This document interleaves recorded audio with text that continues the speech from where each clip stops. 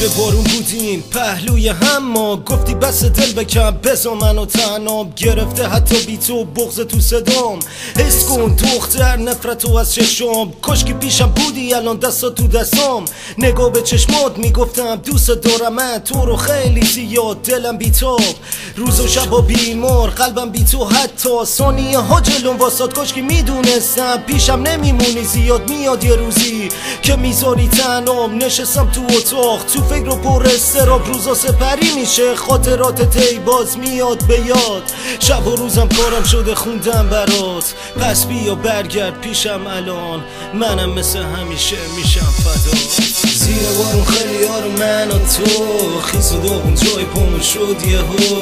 بگو چرا شدیم از خاطرات جدا، ما که با هم بودیم جفت توی قصه ها. تو راه بودم باهات بی‌ادعا، رو راست و صاف و ساده تو عشق لحظه ها. الان شدی واسم یه خواب یه ماه، روزا میگذره چشم فقط تو رو میخواد. هنوز دوری تو از سخت واسم، دروغ چرا بگم وقتی که حسرت دارم.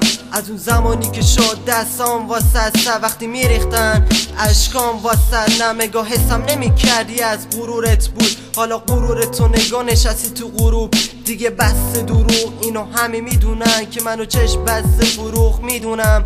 تو هم خوشی کنار اونی که یهو شدم ازم فراموش نیستی. خب بازو برای تک و تنهام، بارونم میباره را به راه همراه. منم توی خودم مثل دیوونه هر شب توی خیابونا.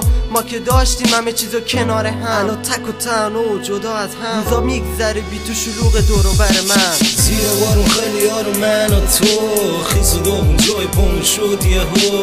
بگو چرا شدیم از خاطرات جدا، ما که با هم بودیم جفت توی قصه ها. تو راه بودم باهات بی‌ادعا، رو راست و صاف و ساده تو عشق لحظه ها. الان شدی واسم یه خواب یه ماه، روزا میگذره چشم فقط تو رو میخواد. زیر بارون خیلی یارو من و تو، خیس و داغون جای پامون شد یهو.